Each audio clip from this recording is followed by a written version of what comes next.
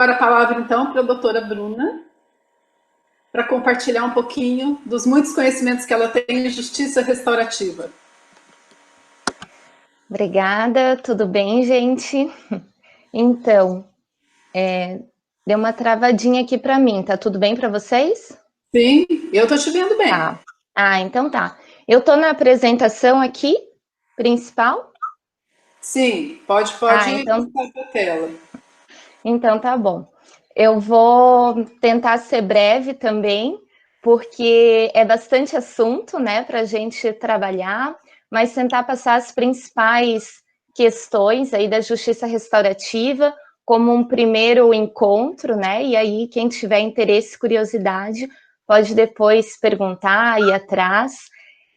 Mas então, a justiça restaurativa, ela vem como um desses métodos adequados de solução de conflitos na via penal, primeiramente. Então, assim, os criminólogos da década de 70 ali, principalmente, os movimentos de criminologia mais fortes desse período, principalmente os que estavam mais alinhados a linhas abolicionistas, começaram a repensar a forma como estava se dando o sistema de justiça, especialmente o sistema de justiça penal, que já se apresentava, então, com muitas falhas, né, muitas questões que não estavam dando certo, e aí foram repensar como se dava essa lógica.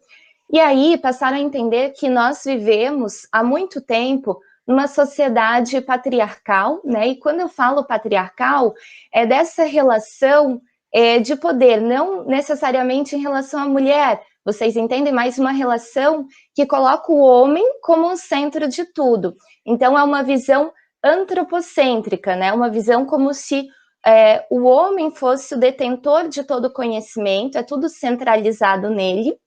E aí, a partir disso, essa relação ela se torna uma relação hierarquizada e sobre todas as outras espécies, né? Então, em relação à natureza, em relação aos animais.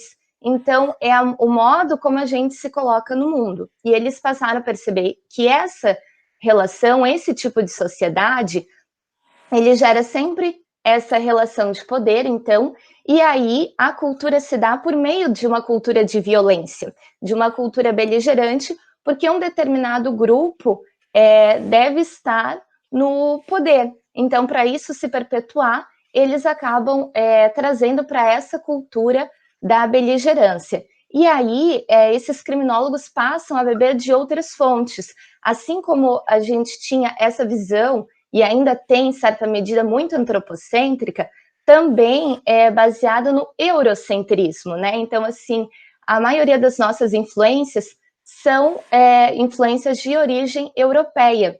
E aí eles passam a pensar numa outra lógica. Então, vê-se que no Oriente já se tem uma outra dimensão de cultura. Então, por uma cultura da paz, que não é tão mecanicista, né? A doutora Marcele falava dessa visão mecanicista. E quando a gente diz isso, é entender o mundo como uma grande máquina, como uma engrenagem, né? É entender as pessoas de forma racional. Então, uma sociedade coloca o pensamento racional sobre a sensibilidade, né? Sobre a espiritualidade, sobre outras formas de se pensar o mundo. Então, eles queriam criar um paradigma a essa lógica, né? E trazer outras culturas que estivessem tratando de uma forma diferente com os seus conflitos, porque o conflito ele é inerente de toda a sociedade. Então, o conflito ele vai sempre existir. A forma como a gente olha para o conflito é que muda tudo. E aí, a partir disso, eles foram entendendo que em outras culturas, inclusive culturas aborígenas, né, de indígenas da Nova Zelândia, do Canadá, da África do Sul, das tribos Zulus também, aí é uma parte que também se aproxima das fontes do direito sistêmico, né? Essas culturas, elas tinham esses povos, né? Tinham formas diferentes de lidar com o conflito, com a resolução de conflitos, uma forma que não é tão sistematizada, né? Então não se tem um sistema de justiça tão forte como a gente tem desde essa época de revoluções, então de Revolução Industrial, Revolução Francesa, as nossas leis vêm muito desse período, elas seguem muito esse padrão, e num padrão punitivista, com uma concepção primária de controle social mesmo. Então, assim, esses pensadores, né, dessa época, que não só criminólogos, mas outros filósofos de outras áreas de ciências sociais, começaram a entender que talvez essa lógica não estivesse funcionando e a gente precisasse de um novo paradigma. E aí, entendendo a cultura desses povos, a resolução de conflitos de um meio mais comunitário, então prioriza muito mais essa extrajudicialização, então eu não preciso de um terceiro para delegar os meus conflitos, entendem que as partes são as protagonistas dos seus próprios conflitos, então somente elas que podem resolver esses conflitos, que eles trazem para esse senso mais comunitário, de sociedade mesmo, nos entender enquanto coletivo, porque nessa lógica, né, de se entender como parte do mundo, eu entendo que se eu agrido a natureza, por exemplo, eu sou a mesma coisa, não é nem que eu faça parte dela, eu sou tudo isso, né? Eu sou o mundo inteiro. E a gente hoje se vê muito como indivíduos, mesmo quando a gente está numa noção de rede, por exemplo, né? A gente mencionou, eu faço parte de uma rede, eu percebo que muitas vezes são indivíduos no mesmo lugar, tentando pensar coletivamente, mas não um conjunto em si. Então é um desafio a gente pensar em coletivo. E aí eles começam a trazer essa lógica da justiça restaurativa, em contraponto à lógica extremamente punitivista que se tinha e que se tem até hoje, né? Que traz uma lógica de justiça retributiva. Então, talvez você já tenha escutado, né, no direito penal, o sistema de justiça retributiva. De uma forma bem superficial, eu vou aqui falar para vocês, né, retributiva, para quem não lembra, traz a noção, se você pensar na etimologia da palavra, de retribuição. Então, é retribuir o mal causado àquele que causou algum dano. Então, na lógica retributiva, o nosso foco é no autor do fato. Para quem que a gente olha? Para aquele que cometeu o fato, para punição que a gente vai dar, para a sanção que vai aplicar a ele. E a lógica restaurativa vem com outro viés. Ela vem com essa lógica de restaurar mesmo as relações, aquilo que foi quebrado, né? Então, a percepção, o foco é no dano. Qual é o dano que foi causado? Como nós podemos reparar esse dano? E aí eu trago mais pessoas para esse protagonismo, para essa relação de superação desse conflito. Porque se a gente olhar para o foco retributivo, a gente tem uma figura de Estado muito forte, muito presente, né? Quem está mais afim aí com o direito penal sabe que nós temos, então, o Poder Judiciário, o Ministério Público, que é quem normalmente acusa, e o réu, do outro lado, com o advogado, mas muitas vezes também com uma defensoria pública. Então, é mais uma vez, ainda que defendendo o réu, mas o Estado. Então, o Estado é muito forte, muito presente. E a vítima? Cadê o lugar da vítima nessa relação da justiça retributiva, né? Ela praticamente não tem espaço, não tem voz. E aí, na lógica restaurativa, então se traz as pessoas para o diálogo. A vítima ganha muito espaço, tem alguns autores que vão até dizer que é uma justiça da vítima também, porque ela tem um protagonismo muito forte, ela tem um espaço de fala muito grande, porque vai se olhar primeiro para o dano, e aí, ok, a partir desse dano, quem são as pessoas envolvidas? Então, a gente não olha mais somente para o autor do fato, mas quem se envolveu? Ah, essa vítima direta, mais o autor do fato, mais a comunidade, porque a comunidade também é envolvida. Então, tem um exemplo clássico, assim, que é da justiça canadense, que é uma das grandes referências para a gente, né?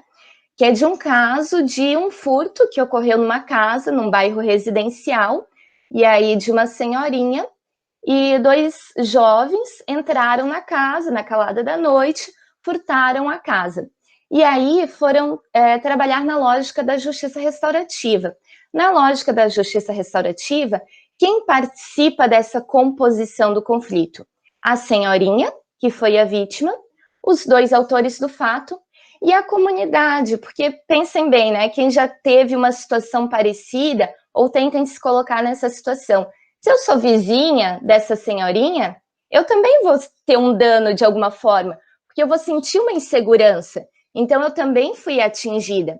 Então, eles trazem, a gente traz essa comunidade para dialogar também e para ver como nós estamos nos sentindo. Então, se pauta muito em sentimentos e aí identificar as suas necessidades e tentar trazer uma responsabilização.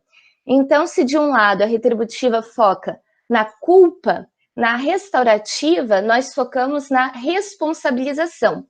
E a responsabilização, ela muitas vezes pode ser até mais complicada de se trabalhar, porque olhar para si, né? E aí eu vou de novo me referir à fala da Marcele, nós todos somos feitos de luz e sombra, né? Então, às vezes, é mais fácil para quem cometeu um delito receber simplesmente uma punição, porque daí eu estou legal na minha posição de vítima e eu posso me colocar nessa situação de vitimismo, do que ser responsabilizado. E nesse processo dialógico, o próprio indivíduo que cometeu o fato, ele também vai buscar a sua autorresponsabilização. Então, ele também traz aquilo que ele acredita de responsabilidade sobre o ato que ele cometeu. Então, essa responsabilização não é todo mundo que consegue se submeter a isso, porque você tem que estar aberto a olhar realmente para o dano que você causou, que foi causado, né?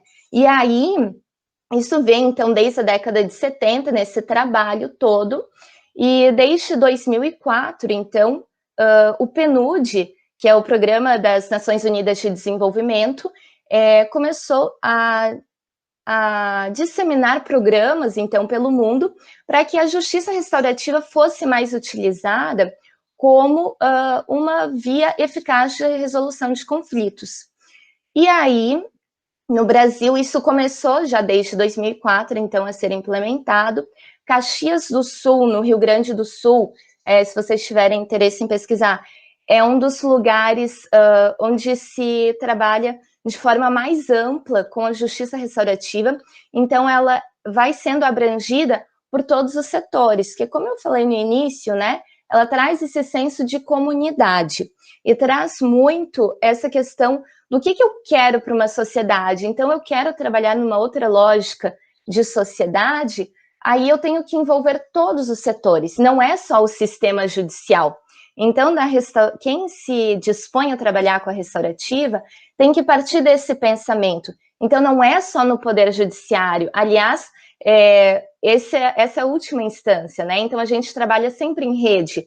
Então, a educação também tem esse espaço, nos conflitos, como se vai trabalhar com os conflitos nas escolas, mediando os adolescentes, como vai se trabalhar em outros setores, em outras secretarias do município, os próprios centros comunitários de bairros. Então, muda toda uma lógica de pensamento da estrutura de um município, por exemplo. E a gente tem visto essa evolução da mesma forma aqui em Santa Catarina, no município de Lages. Então, Lages também tem construído esse núcleo de justiça restaurativo comunitário. Semana passada eu até estive em reunião com o doutor Alexandre Takashima, tá, é o nome dele, que é quem está à frente desses movimentos, inclusive de expansão em Santa Catarina, e ele falava que a lógica deles foi, primeiro de tudo, antes de trazer para o judiciário, criar esse centro comunitário. Então, ele é aberto, as reuniões acontecem primeiro para a comunidade, cada um pode ir, expor os seus conflitos e tentar, em conjunto, trazer as soluções que aquela comunidade entende necessária. E depois, é claro, agora tem os projetos dentro do judiciário também, tanto pré-processuais como encaminhamentos, né? E assim tem se desenvolvido. E aí tem duas formas principais de se trabalhar a justiça restaurativa, né? Se eu for trabalhar assim de uma forma mais reducionista, eu falaria técnicas, né? Duas técnicas. A primeira é o sistema do vítima, ofensor e mediador. Então, assim, é um espaço em que se coloca a vítima junto com o ofensor do fato e o mediador. Então, assim, a vítima vai ter oportunidade de falar como ela se sente. A gente usa, então, muitos os princípios da comunicação não violenta, né?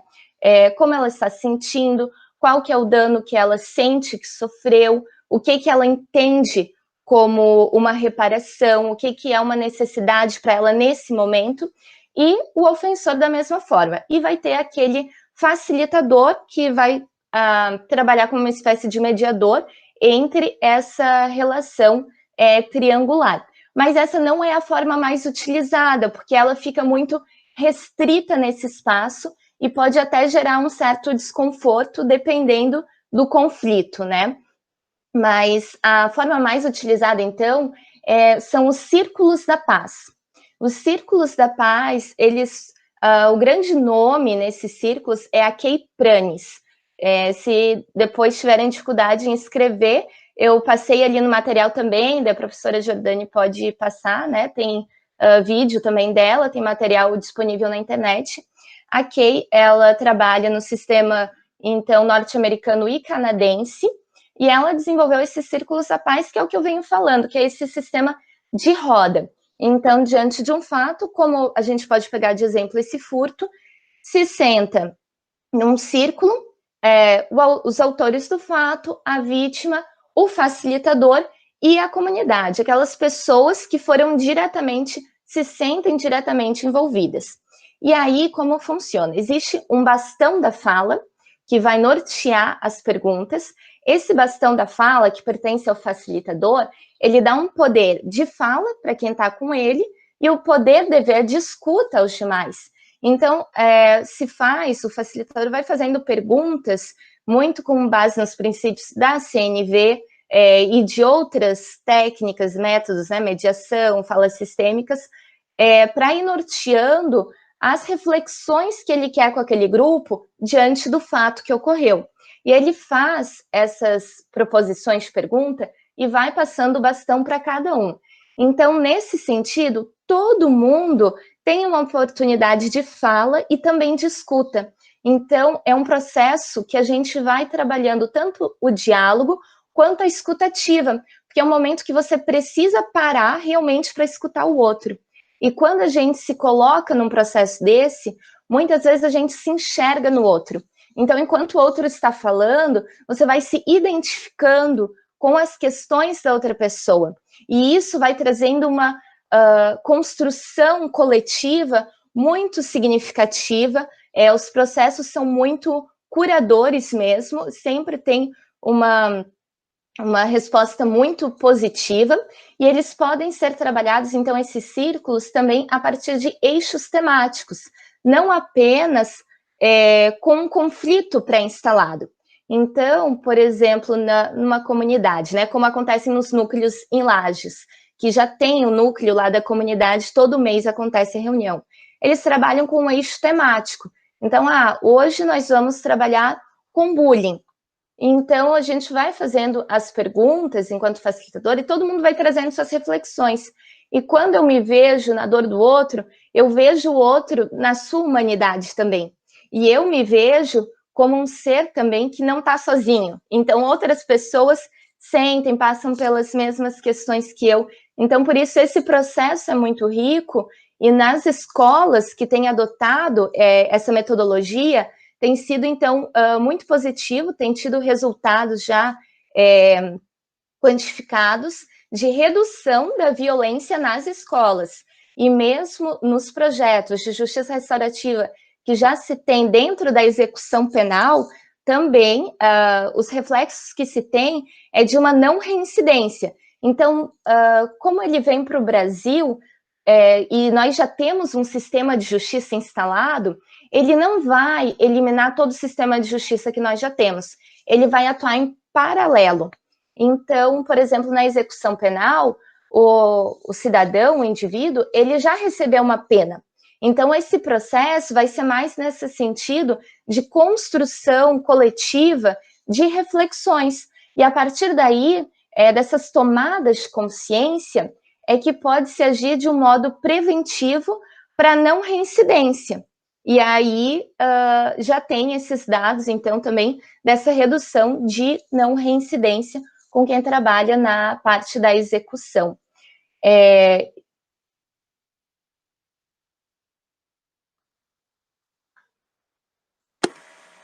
Oi?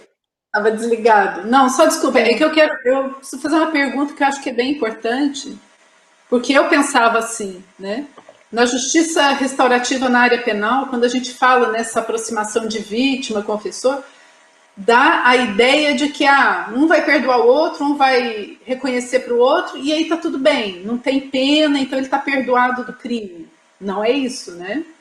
Isso, não é isso. Até, inclusive, é algo que é bem frisado na justiça restaurativa, é que o objetivo dela não é reconciliar ninguém, não é promover uma conciliação, o objetivo é simplesmente essas tomadas de consciência das partes, e assim, da forma como ela se apresenta inicialmente, sim, a ideia é que essa responsabilização fosse, de fato, o sistema utilizado para a responsabilização de qualquer delito, de qualquer conflito, sem o sistema penal como nós conhecemos.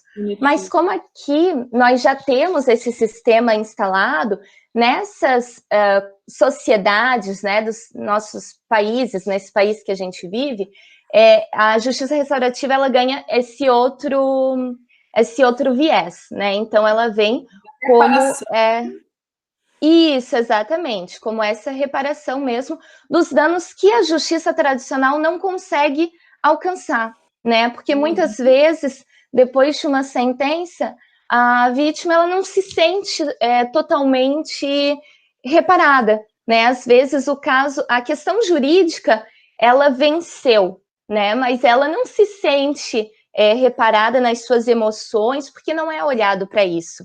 E eu já atuei muito do outro lado também, né? Então, em instituição pública.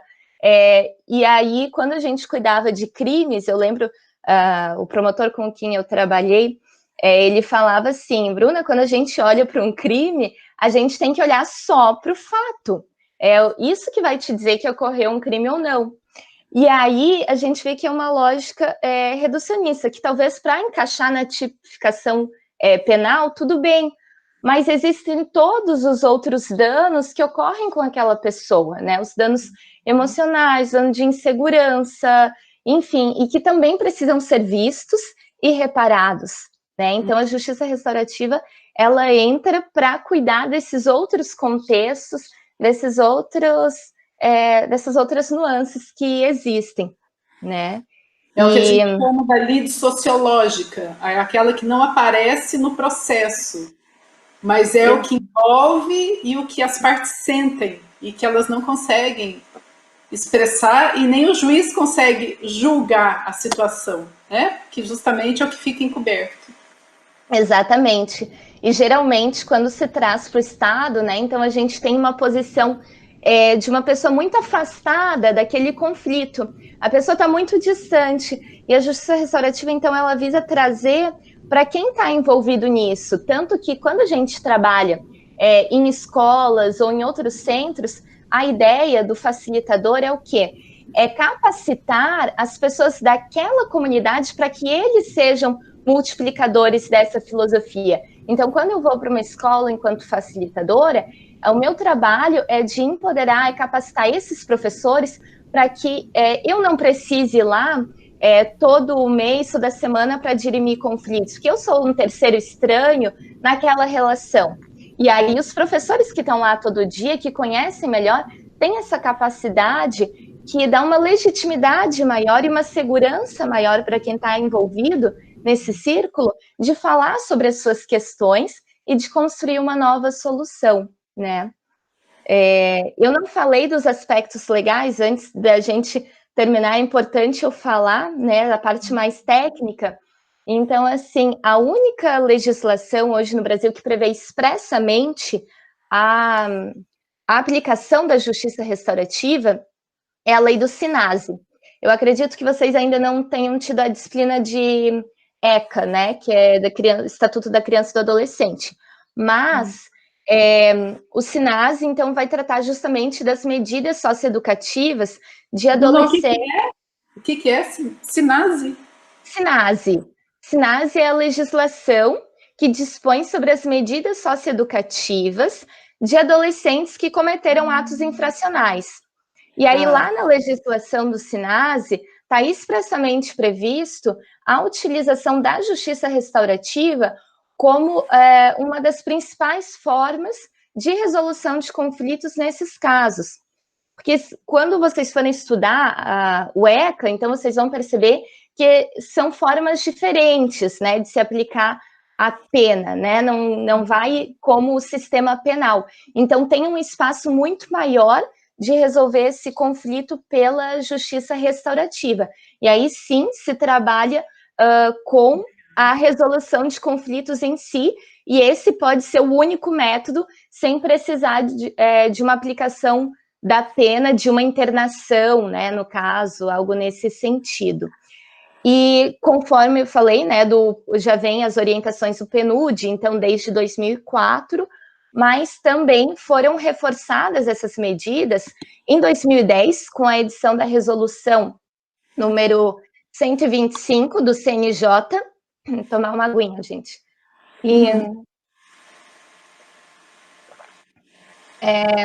Essa resolução também vou passar o link no material.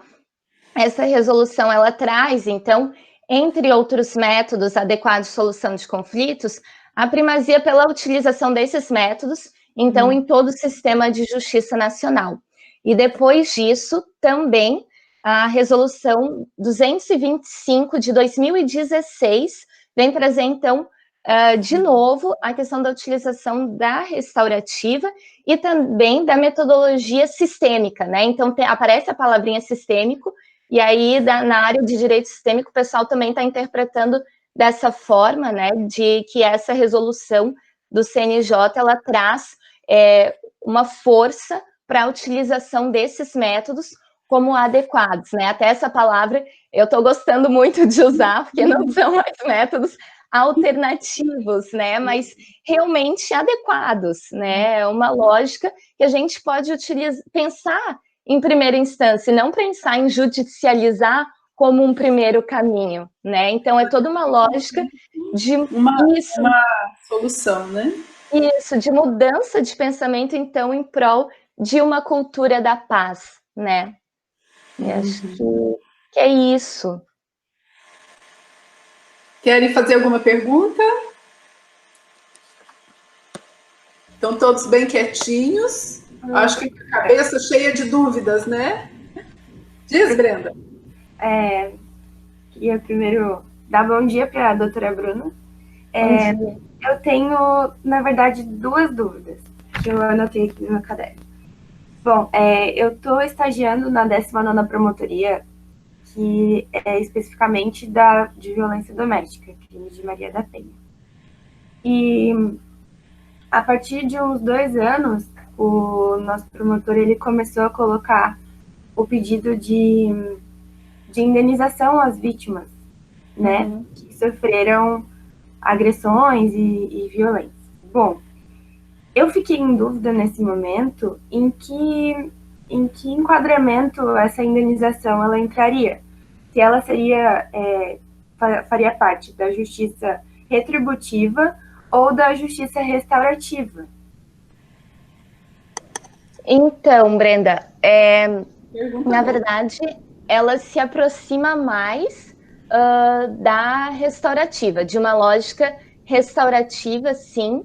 Inclusive, eu sei que na vara de vocês, eu trabalho também na parte de violência doméstica, né? Também são encaminhadas em algumas medidas protetivas para aquela conversa na delegacia, né? Então, isso também, nenhuma dessas formas é a restaurativa propriamente dita, porque na restaurativa, então, seria mais essa metodologia do círculo da paz, mas ela se aproxima dos princípios do que se entende por uma restauração, por uma reparação do dano, sim.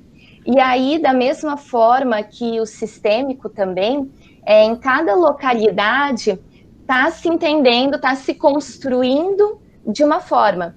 Então, aqui em Joinville, não conheço muitos projetos assim, mais contundentes, de uma continuidade de justiça restaurativa propriamente dita.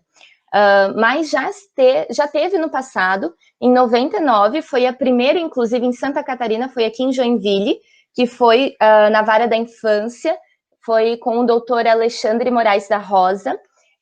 Ele trabalhava com justiça restaurativa, então já na Vara da Infância. O problema que a gente tem, né, o desafio, é que muitas vezes esses planos, eles vêm como práticas pontuais. Então, às vezes, vem como um projeto de um juiz, o projeto de um promotor. E aí, infelizmente, quando há uma troca, às vezes não há continuidade desse trabalho.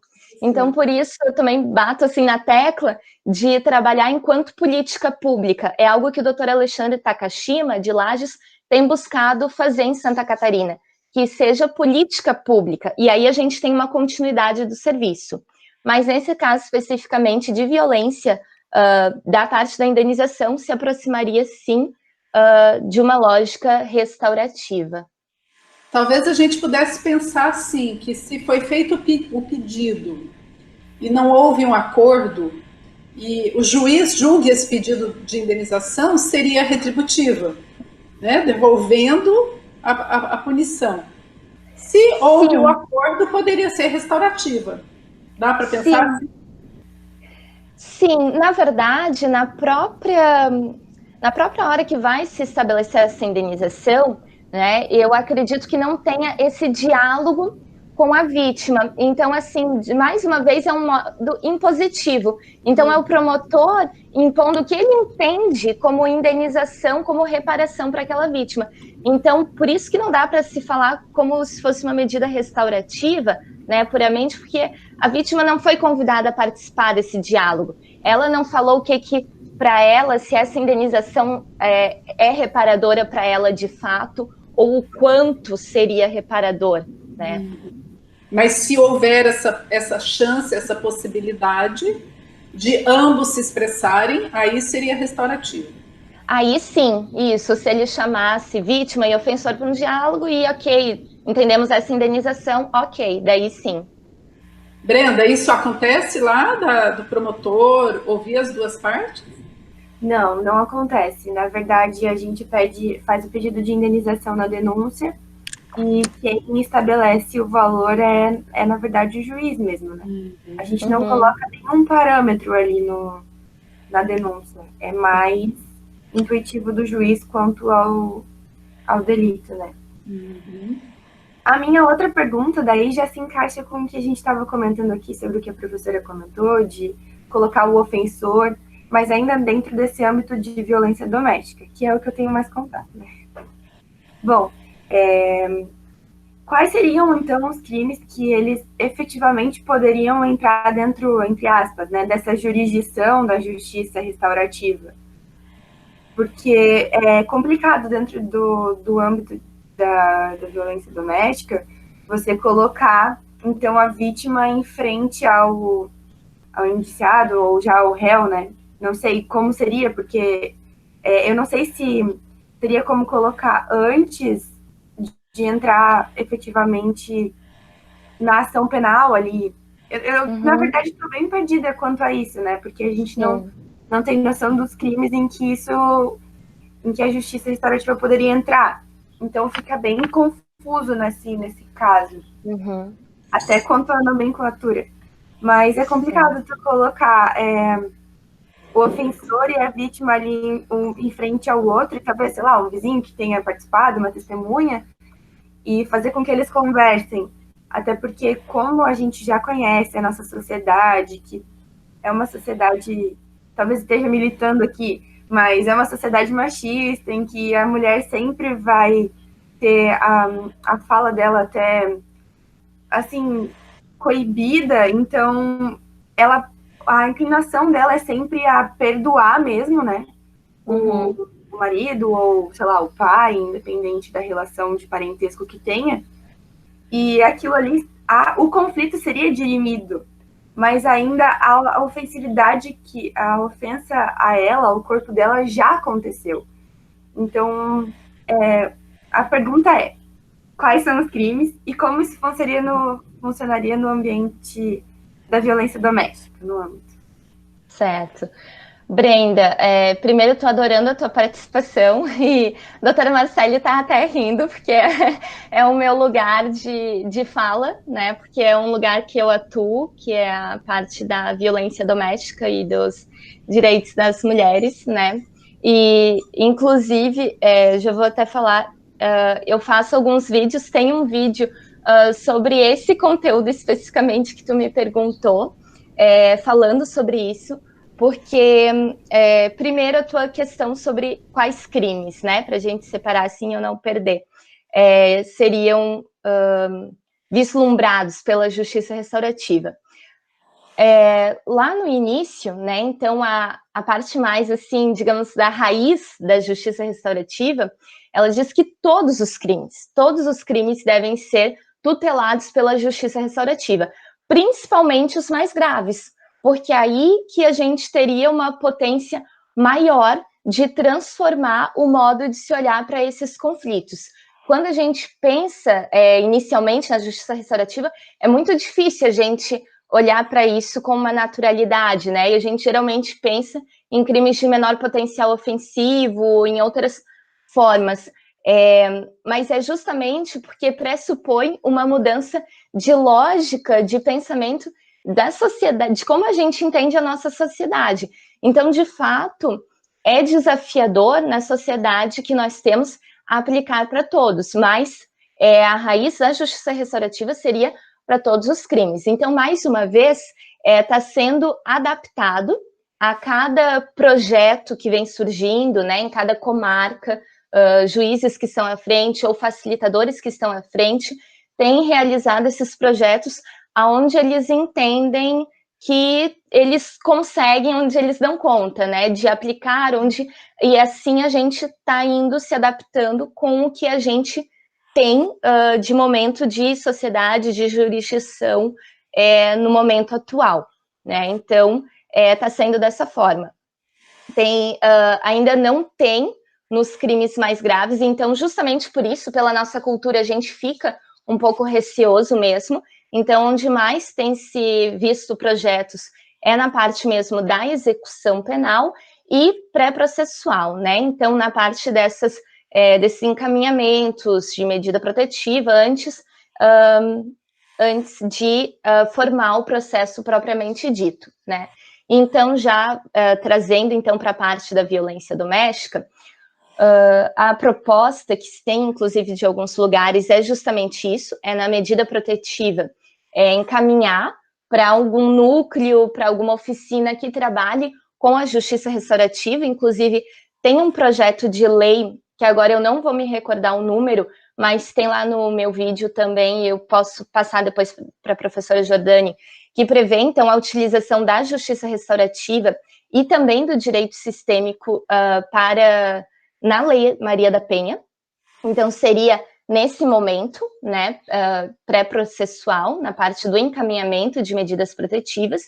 E aí, existe essa preocupação, sim, não é algo assim firmado, vai ser bom, vai ser ruim, vai dar certo, até porque a gente não tem a prática propriamente dita, né?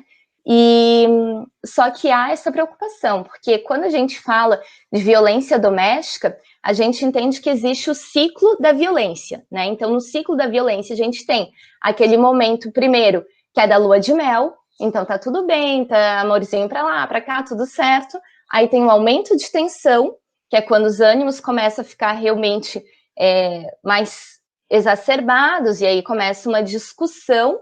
E aí, depois disso, vem, então, um ato violento, que, na verdade, já existe uma violência moral e psicológica nesse aumento de tensão, né? Mas a gente traz o ato violento como mais a agressão física, uma agressão mais contundente. E aí, nesse ciclo da violência doméstica, o que acontece? Normalmente, depois de uma agressão, né, tu deve estar bem familiarizada com isso, há aquele momento, então, que o agressor ele vai pedir 1000 desculpas, ele vai trazer flores, ele vai se mostrar arrependido, que ele vai mudar, que ele vai procurar ajuda, e acaba voltando, então, para a fase da lua de mel, e a vítima acaba perdoando e não consegue romper esse ciclo. Qual que é a preocupação da justiça restaurativa se ela for aplicada nesse momento, que é o momento do ato violento, que ela foi procurar a medida protetiva, e o momento de voltar ou não para a lua de mel?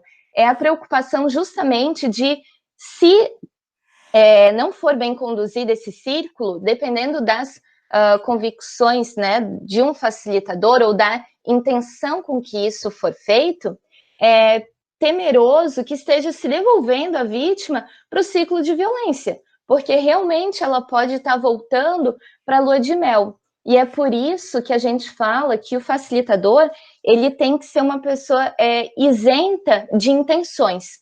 Então, é muito complicado se a gente coloca nesse círculo, pensando que funcionaria uma oficina destinada a partir da medida protetiva dentro de um poder judiciário, porque os agentes ali, naturalmente, podem ter uma certa intenção, talvez até de resolução daquele conflito, e aí acabar, sem querer, devolvendo essa vítima para a lua de mel.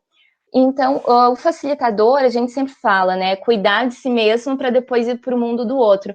Tem que estar se trabalhando e se cuidando muito para tentar estar o mais isento possível, sem nenhuma intenção de resolução de conflito. A intenção é de reparação do dano pessoal da pessoa, né? Pessoal da pessoa, fiquei redundante, né? Mas, enfim, é pessoal mesmo, de não trazer mais para essa lógica. E aí a gente trabalha também no círculo, né, com pré-círculos e pós-círculos. Então, no pré-círculo, não necessariamente participam todas as pessoas. Participam, por exemplo, pode-se montar um grupo só com vítimas. E aí só as vítimas relatam seus fatos. E aí esse momento de identificação de uma pessoa na fala da outra e ir se empoderando daquele momento. E só com agressores também separadamente. Depois vai chegar o momento do círculo em que eles vão trabalhar esse conjunto. Mas o facilitador, que pode ser um psicólogo, pode ser de outras áreas, é necessário, é importante, aliás, que tenha mais de um facilitador para estarem dialogando, tendo essas percepções juntos. Pode ser que esse círculo nunca aconteça, porque vai da sensibilidade facilitadora de perceber se nesses pré-círculos as vítimas e os agressores estão maduros e tomando consciência suficiente para chegar nesse momento de círculo. Então, como a gente não tem uma intenção de conciliar, de resolver aquela demanda, pode ser que a gente faça vários pré-círculos e a gente nunca chegue a um círculo propriamente dito. Então, não, aqui a gente vai precisar da justiça tradicional. Ou, não, tudo bem, foi certo. Mas eu não posso te dizer com certeza se dá certo ou não, porque a gente não tem ainda a praxis, né? E então seria esse, acho que responderia a dúvida desse sentido, né? Muito bom. Mais alguém gostaria de fazer alguma pergunta? Então, doutora, o que me veio agora é quanto à técnica judicial mesmo, assim. Esses círculos, eles, claro, seriam ótimos e acredito que devem ser em algum local, mas quanto à prescrição, quanto à decadência, isso tudo fica bem longe do que a gente tem hoje, né? É complicado tu conseguir imaginar essa situação. Por exemplo, num crime de ameaça ali, eu acho que em 6 meses, ou injúria, né? Que trata mais da coisa do dano da moral mesmo, não daria para colocar nesse sentido, né? Porque eu acho que na situação em que a gente está, dentro do nosso contexto de Joinville, como uma das maiores cidades do estado, teriam que ter muitos fóruns, né? Muitos... Como é a nomenclatura correta mesmo? A gente fala mais em núcleo, né? Núcleo de justiça restaurativa, é isso? Isso. Teriam que ter muitos para a gente conseguir abarcar todas as vítimas dos crimes, né? Então, é interessante porque abre assim a mente, tu fica, meu, vamos colocar isso em prática, vai ser muito eficaz, efetivo, e daí, na prática, se tu for olhar para o judiciário, poxa, tem 6 meses para resolver isso, quanto a decadência ali, né, e tipo, quanto a prescrição, o que a gente faz? Não tem... Acho que teria que alinhar toda uma legislação para conseguir encaixar a justiça restaurativa dentro do nosso contexto judicial. Daí já desanima de novo. Eu posso falar? Pode falar. Quando a Brenda falava, eu pensei, bom, se a vítima já demonstra o interesse de representar, já não vai mais decair. Se ela fizer isso dentro dos 6 meses. Então, ela pode manifestar o desejo de representar e aí depois vai para um círculo, né? E aí teria o que mais? Né? No crime da pena mais baixa, 3 anos para prescrição. Acho que em 3 anos dá, né? Mas teria que ser realmente núcleos específicos, atuantes, para não deixar isso acontecer. E quem sabe uma previsão legal, né, no projeto de lei, que eu estou por fora dos projetos nessa área, mas que, em ocorrendo as práticas dos núcleos de justiça restaurativa, suspendesse o prazo da prescrição. Daí, exatamente. Era exatamente isso que eu não sei se ficaria, mas na lei de mediação tem um artigo que diz que quando as partes vão para a mediação, suspende-se a prescrição. Não sei se esse artigo caberia, porque não deixa de ser uma mediação. Né? Não sei se caberia nessa situação que a Brenda está falando. Sim, exatamente. Tem essa situação, poderia ser previsto, como a gente não tem aqui, né, então não é tão palpável, tudo em construção, poderia sim haver essa previsão da suspensão, como é na lei de mediação, mas tem lugares que eu sei que aplicam que não necessariamente interrompem a parte da via criminal. Então, trabalham com outro foco, né? Então, com esse foco de reparação do dano emocional, e a via judicial continua seguindo. Então, tem essas duas formas, assim, ou segue em paralelo, mas aí cuidando para não trazer um bis in idem ali da responsabilização, né? Trabalhando só na questão do dano emocional mesmo, e tem a questão de poder prever essa suspensão. Agora, tem uma outra coisa bem importante que eu não mencionei, que vocês me fizeram lembrar, é a questão da voluntariedade. Então, todo círculo, toda forma de trabalhar com justiça restaurativa, ela pressupõe a voluntariedade das partes. Então, também não é nem só vítima, é vítima, ofensora, quem estiver envolvido tem que estar voluntariamente querer participar disso. Então, o promotor ou o juiz, eles podem até sugerir e encaminhar, mas as partes é que vão dizer se elas querem adotar essa metodologia ou não. É difícil da gente pensar, porque justamente trabalha numa outra lógica de cultura, né? Então, a gente tem que olhar por meio da cultura da paz. A gente está acostumado com essa cultura da violência, né? De arrumar mecanismos para ir trabalhando assim, a nossa forma de pensar é muito de como é que vai ficar a responsabilização, como é que vai ficar isso, né? Mas é uma construção, são passos, a gente conversa, né? Quem está nessa área mais de métodos adequados, são sempre passos de formiguinha, né? Então, é ir trabalhando aos poucos dentro de uma outra lógica, né? Mas, queridas, olha, que manhã gratificante é essa, quanto aprendizado. Espero que todos que tenham participado, né, tenham gostado, e eu estou assim, bem feliz com a participação, o interesse. E, eventualmente, se mais alguém tiver alguma pergunta, pode me encaminhar depois, eu encaminho para as nossas palestrantes de hoje. E se vocês não quiserem fazer mais nenhuma consideração, nenhuma colocação, então a gente vai encerrar com os nossos profundos agradecimentos e gratidão, né, por mais esse momento. E esperando que em algum outro nós possamos estar juntas fisicamente, né? A turma, vocês, para a gente partilhar mais, né? De toda essa dinâmicas com vocês de cada tema, que daí fica mais real, de cada teoria. Em sala de aula a gente consegue fazer isso, né? De repente, em outro momento, a gente consegue fazer virtualmente. Vamos pensar nessa hipótese, né? Uhum. Vou deixar aqui o link da reportagem do Fantástico, tá? Já mandei para a doutora Julia, para a professora, é força do hábito, para mandar para vocês depois. Show! Embaixo.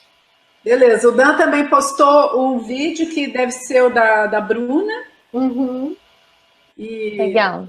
Reunir isso também, colocar no Ava.